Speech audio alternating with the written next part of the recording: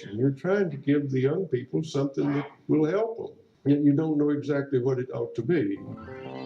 Welcome to the Teach Thought Podcast. Terry, introduce yourself. My name is Terry Ike. I'm a former classroom teacher and now director at Teach Thought, which means I do a lot of different things very badly. And I'm Drew Perkins. I'm the Director of Professional Development here at Teach Thought, and hopefully that means I do a lot of different things really well. And together we're hosting a podcast, which hopefully makes Teach Thought more accessible to you in more places, right, Drew? Well, hopefully, yeah, but mostly it's just me hosting it because you just add episodes every so often, right? Well, I've got things to do. Remember, I'm director. That's true.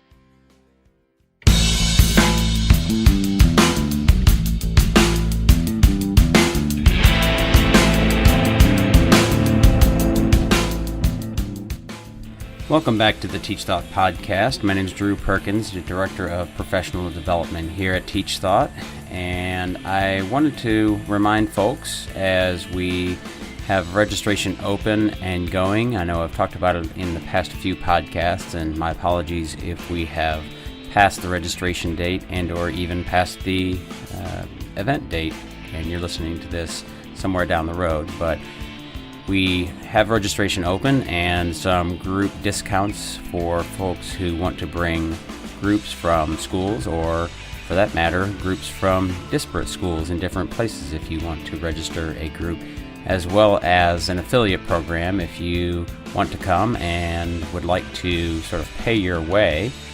You can sign up to be a referral affiliate, and you can share the link, and any tickets, full price tickets that are sold from your link, you will get paid $50. So you can imagine how quickly you might pay for your ticket and your registration.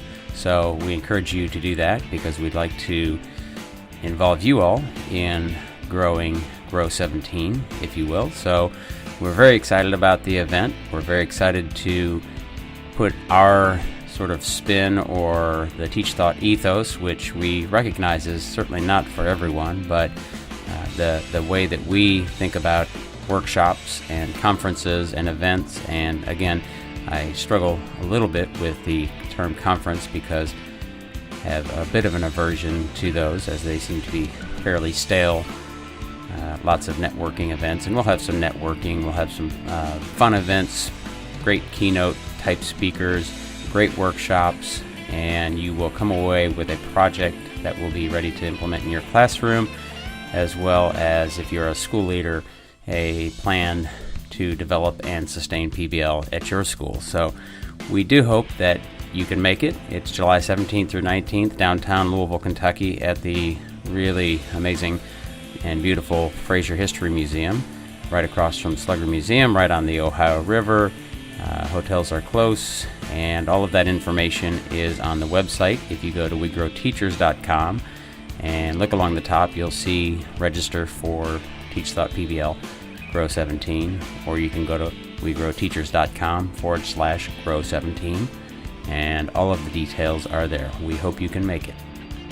In today's podcast, I spoke with Kath Murdoch, who I connected with from Melbourne, Australia via Skype, and she does work internationally around the idea of inquiry, so it was a really great fit for a conversation with Teach Thought because that is one of our central tenets. So she has a book out in late 2015, which she it has available on her website, although she notes that it's a little bit difficult to get because of shipping rates, and she's considering an ebook version of it. But we talked quite a bit, of course, about inquiry and some strategies that she employs with teachers and students, and the friction between standards and contents and kids' wonderings, and some tips for how to do that, as well as some personalized inquiry avenues, and just in general how to create a better culture of inquiry. I hope you enjoy the podcast. Welcome to the podcast. Today we have Kath Murdoch, who is connecting with me from way down under Melbourne, Australia. So Kath, welcome to the podcast. And if you would give our listeners a brief snapshot into who you are and what you do. Sure. Thanks for having me, Drew. So I am consultant in education, primarily in the area of inquiry-based teaching and learning. I've worked in this field for some 30 years now, first as a classroom teacher, and then I've worked as what I think you would call a professor in a university context, where I researched and taught undergraduate students, and it actually really got my passion for inquiry during that period of time. And then when I felt that the academic life had run its course for me and I was pretty toey to get back into schools, I moved back into schools, doing some teaching and then more and more consulting. And probably for the last, I'd say about the last 10 years or more, that's been my work. So my work takes me all over the world and around Australia, working in schools, almost all in elementary schools, working with teachers on building their understanding of and practice in inquiry-based learning. How did you get to, it sounds like you sort of came into this sort of current and longstanding at this point, it sounds like, sort of understanding of inquiry, and I'm sure it's developing over the years as it does and should. But how did you, if you recall, first sort of come to the realization of what I think your book is called, The Power of Inquiry? Do you know, I think I was remarkably fortunate that in my very early teaching days, and as I say, we're talking some 30 years ago now, the teacher educators that I had were way ahead of their time. And I learned about inquiry-based approaches when I was studying teaching. I came into teaching, I mean, it's what I do now and what I understand about it now is very different and much, much, much more sophisticated. But I think I started my life as a teacher with a constructivist view of learning and very much with the idea of the learner at the centre and of I remember in my very early years learning about the power of what happens when you give kids an opportunity to be at the centre and to ask questions. I was fortunate and just, as I say, had really extraordinary people that I worked with as an undergraduate student myself. And then I guess I saw it in action, you know, and it just has continued throughout my career to reveal its power to me in all sorts of ways. I'm really, again, I continue to regard myself as fortunate in that I spend a great deal of time working alongside teachers in classrooms, and again I see what happens when teachers share that power with students and when they release responsibility and give kids opportunities to figure things out more, not by themselves but for themselves. So it's just, it's kind of for me a way of being as a teacher.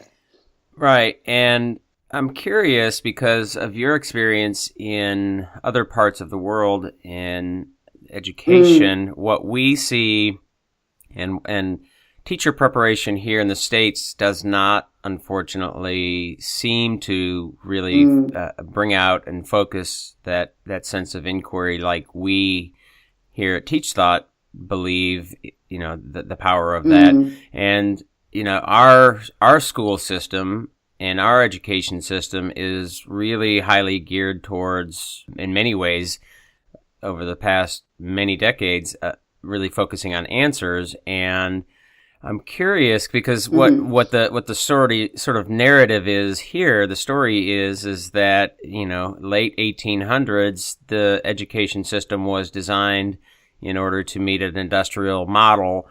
and we were in the midst of industrial revolution and standardization and all of those things. Is that the same? Do you see the same sort of paradigm in Australia and other places where you have worked? Yes. The short answer is yes.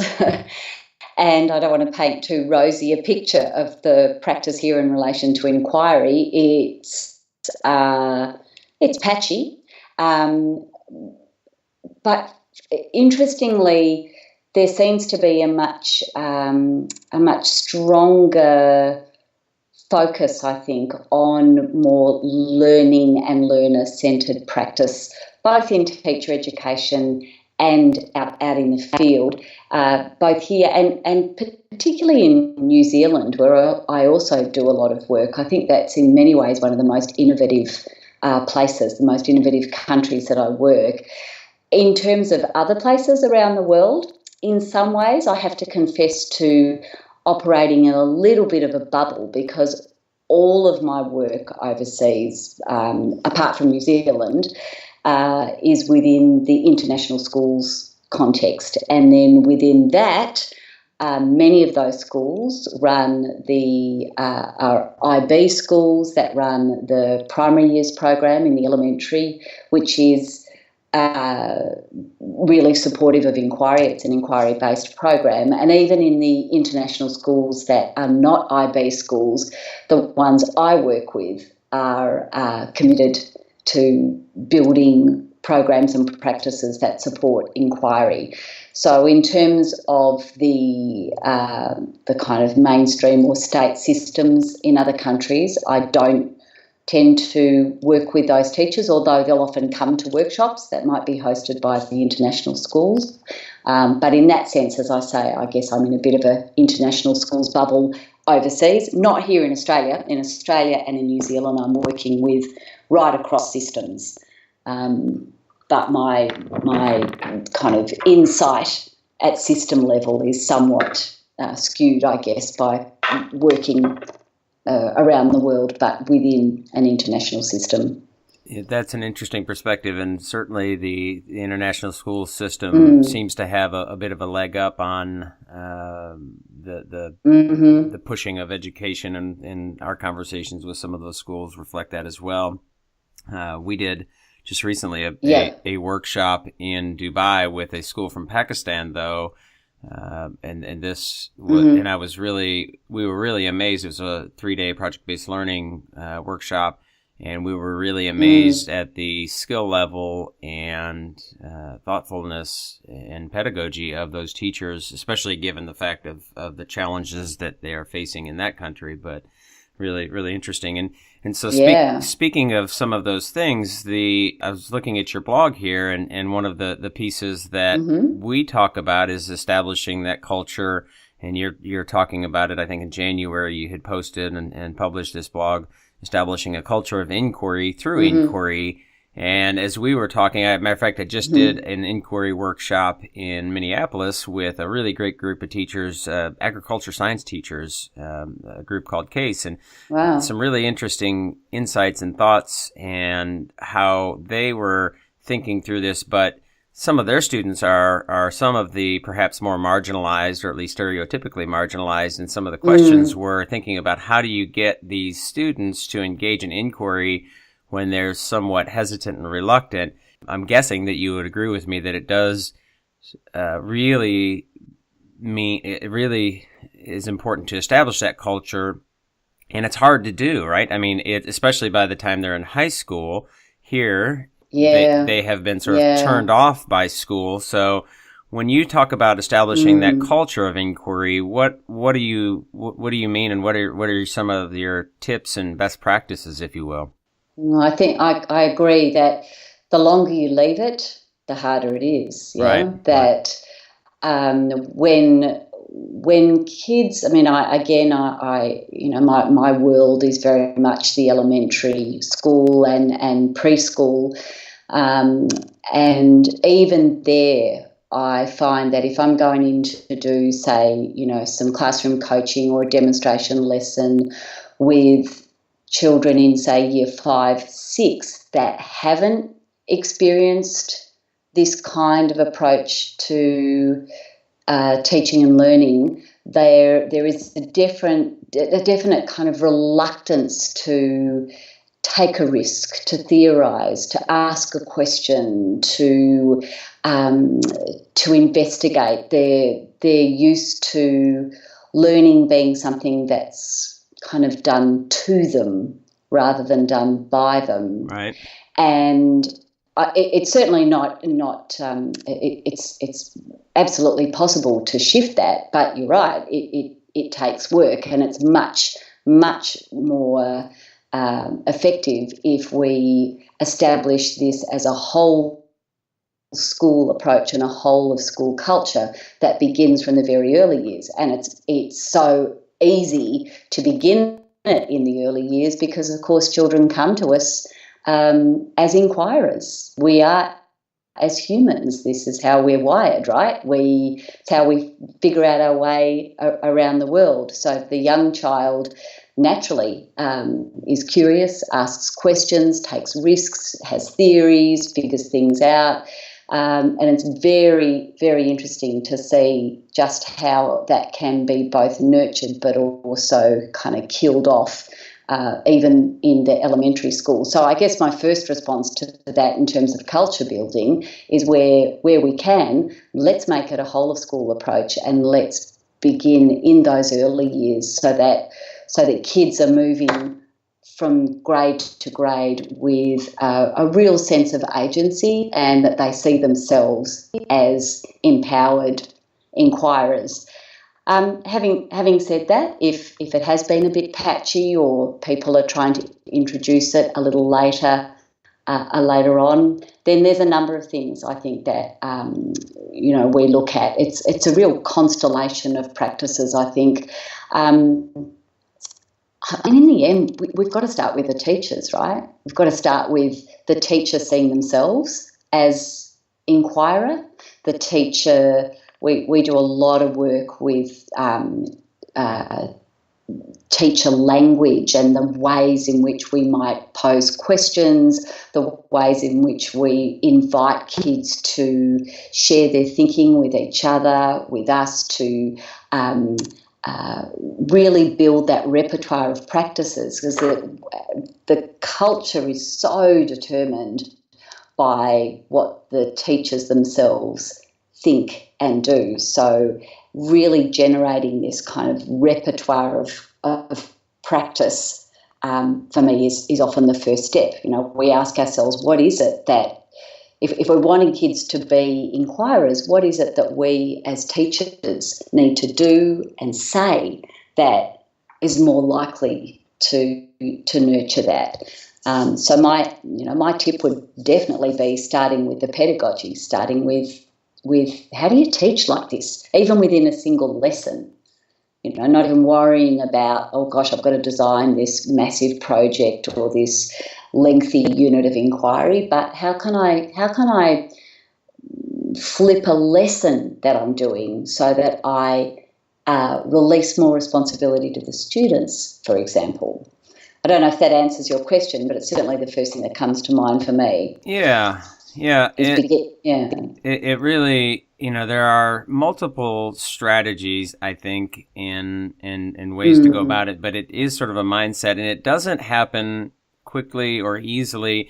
I don't know if you're familiar with the book A More Beautiful Question by Warren Berger, but one of the, I am. Yeah, wonderful book. And I did a podcast with him as well, and highly recommend folks, and I'll link to that as well in our show notes. But he has a graphic that sometimes I share that shows that as the reading and writing skills increase over time with students, from ages, I guess, 0 to 18 or so, what happens is the amount of questions that kids ask starts out very high, of course, which is not nobody would deny that. I mean, little kids are, like you said, really asking tons of questions. And then right around the start of school age, it drops drastically. And that's really problematic. And of course, it's more nuanced than just saying it's because of school, but it certainly is not any there's no secret that school is not. Most of our schools are not encouragers of questions; they're more encouragers of answers. So, helping to make that shift and continuing that shift, and what might it do? Sometimes I will say, what would happen if schools, instead of being held accountable for the amount of answers that kids got right on tests, what would happen if schools were held accountable by the number of questions that students were able to ask and pursue? And of course, that would be very difficult to do, but what would that, if you're changing that shift in paradigm, and when you're talking about working with teachers and students in increasing their level of inquiry, one of our favorite pieces to use is the question formulation technique from the Right Question Institute, and I'll link to that as well. But I don't know if you have much experience with that or other sort of strategies that you have really found effective and useful with working with teachers and helping them change their practice. Well, certainly when it comes to questions, I think, again, there's a multitude of techniques that are available to us. And one of the things that we often talk about is that in order for a classroom to be a place in which kids are not just asking questions, but are asking what are often called the right questions. For the moment, we need to spend time actually inquiring into questions themselves to actually put us sort of step out of our journeys of inquiry, look at the questions that we've generated and investigate those, become curious about questions. And there are lots of techniques, as you would know, that teachers can use to engage kids in that kind of inquiry, whether it be, exploring that idea of more Googleable and less Googleable questions, whether it be looking at, we often use concept attainment strategies, for example, to get kids to start to build the understand or the skill of designing a question with a particular purpose in mind. Of course, with very young children, we help them understand the difference between a straightforward closed question and an open question, not to say that they're good and bad questions, just to say that they work differently. Right. My aim is always to get kids to just spend some time not just generating questions, but then really pausing to say, well, let's take a look at how these questions are working.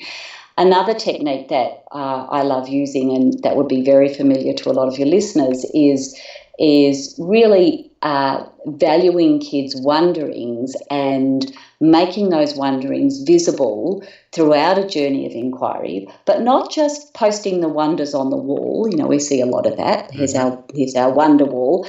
But really trying to discipline ourselves as teachers to keep inviting kids to return to those questions. We might generate a whole bunch of them early on in an inquiry, but the real power of the questions comes when we keep coming back to them and saying, okay, let's take a look. What did we ask about this a week ago? Where are we at with it? Which questions do we feel we've answered? Which questions do we kind of not really care about anymore, and why? Which questions do we want to change? Are there some new ones we want to add, so that this process of inquiry becomes much more like it is in our day-to-day lives, where the more you find out, the more you want to know, the more you refine the kind of questions you need. I know that even I was guilty many, many years ago of getting kids to, agonize over getting their question right before they would move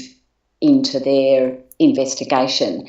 But where the reality was, and it was certainly what I was experiencing as a researcher myself, is that we might start off with a question, but oftentimes it's not until we've actually jumped in and started doing some kind of investigation that we realise what it is we really want to find out, and we'll return and toss that one out and bring a new question in.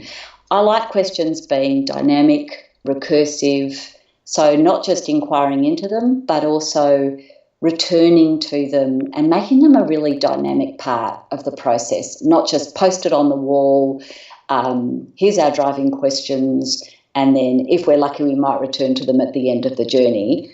but really just going back and interrogating the questions themselves throughout the process. Right. I think that's a really important point for folks to understand. And you mentioned driving questions. So I will sort of take that leap into project-based learning as we think about that. And one of the things that we try to work with teachers and think that, how can we get them to understand the pedagogical relationship and the importance and value and the leverage you can have and you can sort of employ as a teacher with your learners when you have a driving question and then that, the need to know list, those questions that we should be returning to regularly, that we should be, like you said, it should be dynamic, it should be ongoing and adding to it and connecting that to your scaffolding. And that pedagogical relationship is one of those sort of aha moments that when teachers get it, and I just fairly recently did a podcast with a guy named Drew Schroeder, who's with the New Tech Network here in the United States. I don't know if you're familiar or how familiar you are with them, but we were talking about PBL and assessment and stuff. And one of the things he said, which is exactly how I think, is that part of the reason that we use project-based learning and the value of it is to place learning in a context where the content comes up as questions and it gives you a reason to teach it. So that pedagogical relationship is super powerful and getting teachers to understand that. And so it brings me to a separate question, or I guess a related question. And when we talk about the wonderings, and I agree with you, the idea of having a wonder wall, which is wonderful, but do you come back to it? And how do you, what are your thoughts and recommendations as teachers will sometimes push back, and maybe I'll play a bit of a devil's advocate here to say, I want my kids to be able to sort of pursue and come back to those questions that they're wondering about, but they're not explicitly part of my content and my standards, and I have to teach that. So that friction point between the content and standards and student curiosity, how do we navigate that in a way that's meaningful and rich, but not contrived? Yeah. Well, that's one of the most common questions or common issues that is raised. This question of how do I both meet the curriculum expectations that I am required to, at the same time as giving my kids opportunities to explore those things that might interest them, but might actually not be what we're collectively inquiring into right now. And I think there's a range, there's several ways that we deal with this interesting tension, and I'll just touch on a couple of them. The first is that for me, when we're actually doing the kind of designing work, I think inquiry-based teaching and learning has two really key arms, doesn't it? It's got the kind of design planning piece that, as we choreograph and design the kinds of learning experiences with and for students that will foster inquiry. And then there's the pedagogy piece, that how do you actually teach this way? I want to focus a bit on the design piece in relation to your question here, because I think when we design with and for students, for want of a better phrase, units of inquiry, journeys of inquiry that are sufficiently conceptual, when we're really looking at big ideas that frame that inquiry, we find that they've got much more generative potential. There's the potential there for us to meet a range of curriculum outcomes, and we always plan with those outcomes in mind. But if they're conceptually rich, then oftentimes some of the interests that start to emerge in the inquiry will still connect with that concept. It may not connect directly with the content, but it will connect with the concept. And we know that's where we get the best, the deepest understanding anyway. So we try and make sure that our journeys of inquiry are framed conceptually. We try and move away from the idea of, as I'm sure you would agree, inquiring into a topic and instead have this rich conceptual understanding and question. So we find that helps. It kind of creates a bigger container, if you like, for the interests and the questions that emerge. The other thing I think is it's almost a timing thing, and maybe this goes more to the pedagogy, but it's like, when do we invite our kids to pose questions? Sometimes we might inadvertently kind of do it too early, where we've not yet, and I'm talking particularly about younger children here, elementary kids, where sometimes we need to have some shared experience. We need to almost do some hunting and gathering together before we know what it is we want to know. And then, so it doesn't preclude us gathering some questions early on, but sometimes I just say to kids, well, okay, here's what we're wondering at the moment. Let's get into this. Let's go interview people. Let's go talk to some experts about this. Let's go visit this place. And then after that experience, as a way of processing it and sorting it out, we'll often generate questions or review the questions we started with, and the questions then actually become much more relevant to our planned goals anyway, if the experiences that we're providing kind of make sure we're putting the kids in the ballpark that is relevant to the standards. But the third thing I wanted to say that we find works really nicely is that we try and ensure that the way that we plan and design these experiences basically gets kids moving through what we might call a really shared period of inquiry where we're kind of on the same train. And then when these new questions emerge that might be a little more individualised and personalised, that's when the kids move off on more divergent pathways. But I can feel as a teacher that the shared part of the inquiry has helped me attend to my curriculum outcomes, and then the kids kind of go from there and jump off into a broad, I guess they jump into a broader sea. We also, in a lot of the schools that I work in, we try and develop opportunities for the kids on a regular basis to engage in what we would call personalised inquiry. So this is discovery time, we call it I time, it might be a kind of genius hour thing, but we also have this kind of place that allows some of those questions that come up that are really random and really don't get much of a look in our shared journeys, that the kids that are really interested in pursuing those things can do within their personalised inquiry time, which happens on a weekly basis. So giving them an opportunity to get to those questions that are not necessarily, they may be, but not necessarily connected to the content and teacher-driven and facilitated. Yep. Yeah. And that's one of the friction points. I mean, it clearly is, as I mentioned earlier, is a friction point between the real authentic inquiry-based teaching, and there's no doubt about it. It's an absolute reality, and it's frustrating for teachers. It's frustrating as a facilitator and consultant as we try to help teachers, knowing that the ecosystem is what it is, and there's multiple levels and pieces, and our hope is, of course, that down the road, the ecosystem, all of the parts will change and become more amenable to that inquiry authentic approach. But for the time being, you're sort of taking baby steps, and it's really difficult, and it's really frustrating for teachers, depending upon the level of the parameters and constrictions that they're operating under. For sure. And it does depend a little on that, doesn't it?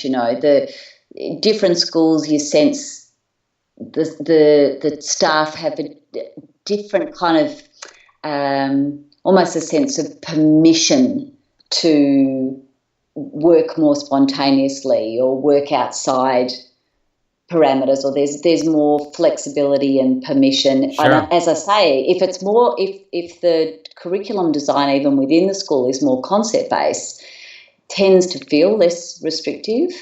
I guess the other thing I often say to teachers, in fact, we were talking about this at the school I was at today, is that curious thing that happens if you know your curriculum really, really well, if you've really got your head around your curriculum, oftentimes it allows you to let it go, much more than if you're scrambling around trying to remember which outcomes fit with what I'm doing here. The more you know your curriculum, the more you can let it go, and the deeper understanding you have of the curriculum, oftentimes the more potential you can see in what might appear to be a disconnected question, but in fact you might find ways of drawing a bridge between the curriculum and the child's interest. Right. That's an absolute. I mean, it really resonates with me. And I'm sorry, didn't mean to cut you off there, but no.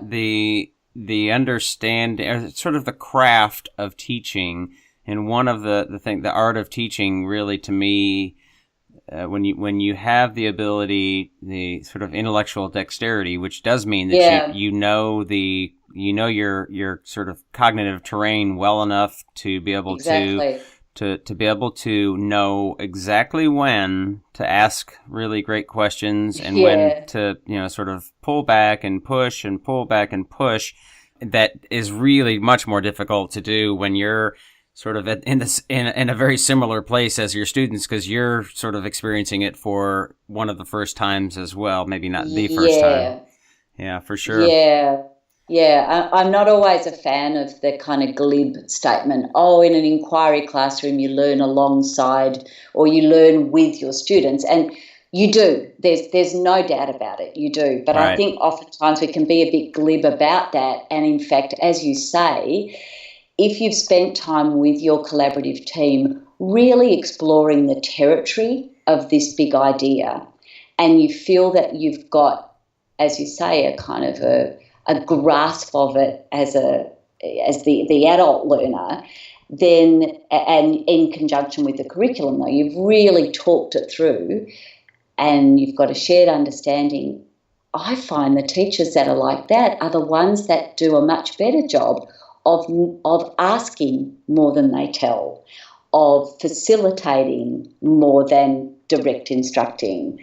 And the more you'd think it'd be the other way around, wouldn't you? You'd think if you've got all this understanding that you'd be overeager and want to tell your kids all about it. But we find it's the opposite. We find teachers then kind of relax into this sense of, you know what, my job is to help you figure this out, to pose questions that might help you join the dots. And it's going to be much more powerful for the learner if they are the ones joining the dots rather than the teacher doing it for them. Yeah, it's a much more selfless approach, and ultimately it's a bit more satisfying. I was talking with somebody just recently. They were saying they were going to be moving into some sort of a facilitation role from classroom teaching, which first of all I found sort of humorous that they made that distinction.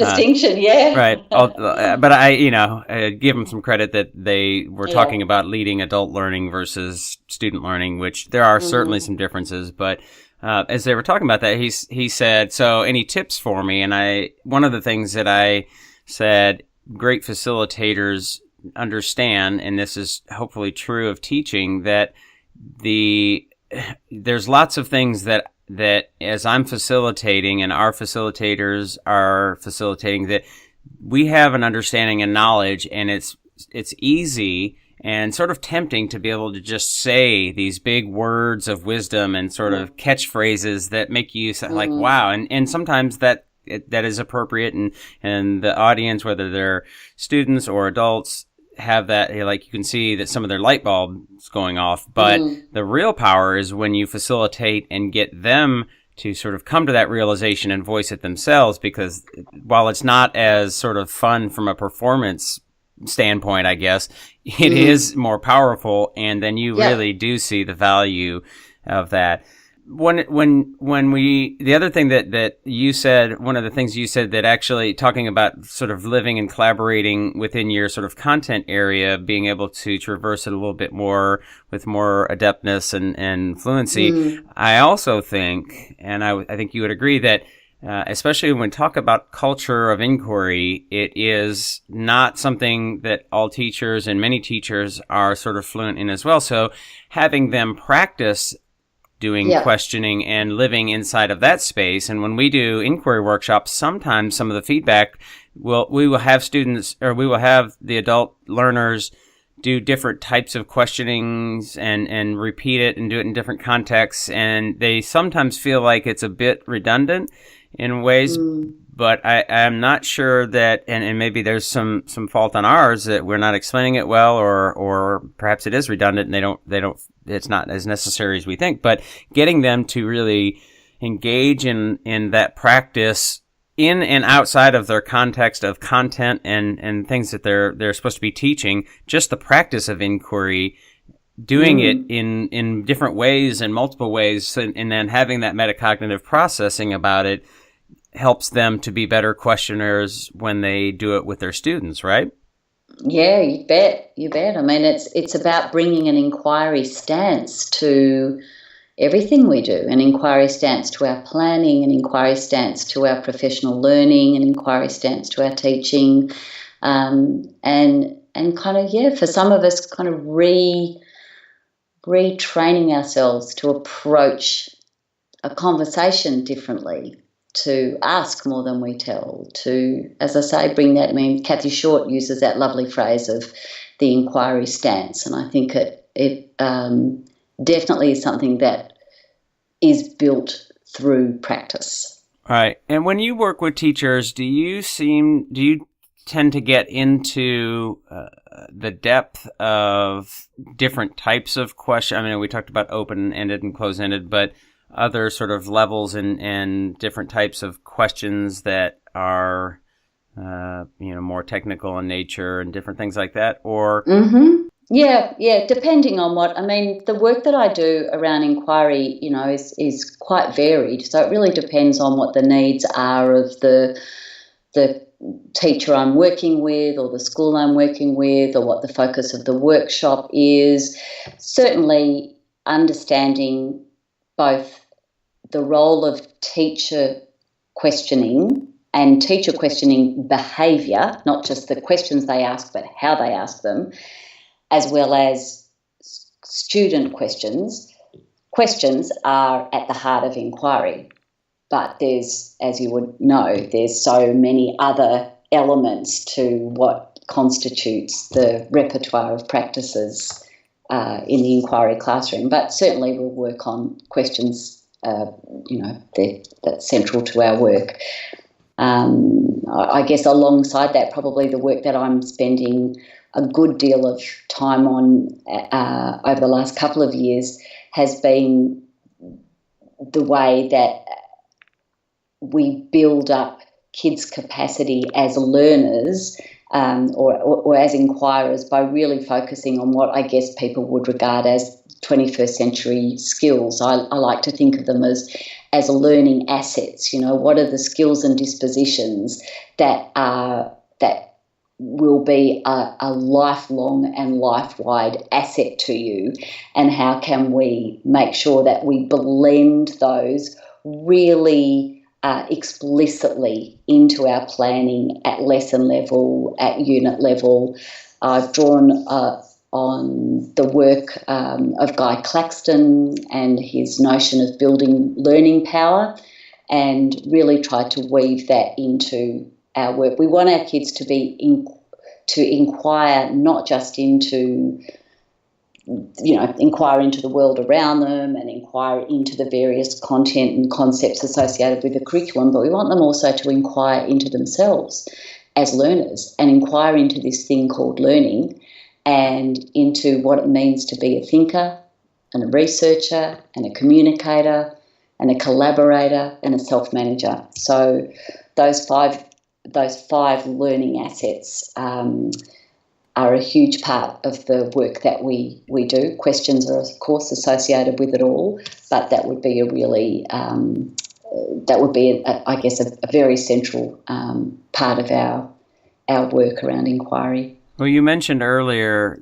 the sort of, I'm not sure, the sort of paradigm or idea that we want students to be good questioners, just like we want adults. And when you said that, and I think I know your intent there, but one of the things that I find really problematic, and many folks I think are finding problematic, is that, and I was having a conversation with a friend of mine just the other night over beer, that, our people, have we sort of created this culture that is not that we have all kinds of adults that are willing to just accept sort of their set of facts and move forward without really questioning it.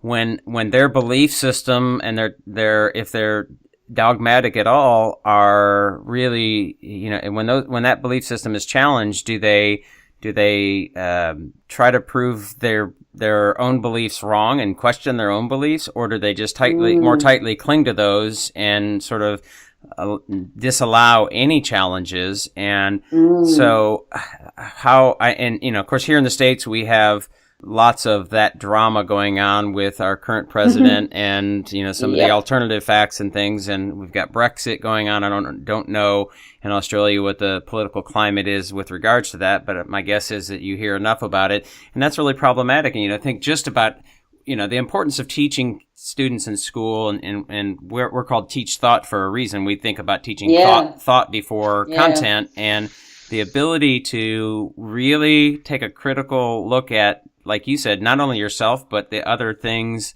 that are going around you, being able to discern between what people are putting out as factual statements and non-factual statements, and being able to make good decisions based on that. It's really a bit scary as we go forward, because how much of this current sort of generation of adults don't have, for whatever reason, or are unwilling to engage in, perhaps, a level of questioning that makes for a healthy citizenry and democracy and those kinds of things. Yeah. Well, in many ways, never before has there been such a time in history where a spirit of inquiry and an inquiry stance, an inquiry disposition, so vital. And for me, one of the, when I talk about these assets that we grow as learners, and these assets are important to us, thinking as one of those 5 assets is absolutely at the heart of a quality inquiry classroom. I love the work that Ron Richard has done, of course, on developing cultures of thinking and on visible thinking routines. And at a practical level, you could do a lot worse than help teachers discover those visible thinking routines. So his set of truth routines, for example, are a lovely and simple way to start to get kids into the habit of critiquing, questioning, standing in someone else's shoes, looking at something from a range of perspectives. We found that Ron's work has really added, just as Guy's work has really added to the richness that an inquiry classroom can have, and they're a really accessible set of routines. So if we're wanting to really grow these, grow the kind of critical thinking that you're talking about, we all, all of us teachers need some tools to do that, and some engaging and interesting ways to help kids view the world, view information, and question and critique what they're seeing. I think it's something that we try and embed in all of our inquiry work. But it comes back again to really growing just that to cultivating curiosity, right? To being helping kids see how powerful it is to remain passionately curious about everything. And not just in a kind of a light and breezy, oh, isn't that interesting way, Right. but like, what's really going on here? I'm curious. Who said this? Why did they say it? What else, so that kind of more the deep curiosity, not just the surface curiosity. And so much of that can happen through the teacher themselves. Again, I'm going to come back to the power of the teacher in modelling that. As you say, that requires us as adult learners to show what it means to approach the world, what did Art Costa say is one of the habits, with wonderment and awe, but also to for our kids to see what it looks like and sounds like when we are passionately curious about what's going on and why. Right. Before we get out of here, I'd like to give you an opportunity to tell us about your book that was out, I think you said late 2015, The Power of Inquiry, right? So give us a little bit of just a synopsis, and I will link to it in the show notes as well. But sure. And we'll give ways to connect with you as well. Thank you. So, The Power of Inquiry. I've written a lot of books, but this one's it's my magnum opus. It's it's like 10 books in one. Took a long time to write, partly because I, like the previous book, I self-published it. So it was also just a giant inquiry process for me, right down to how do you choose the right paper to print on.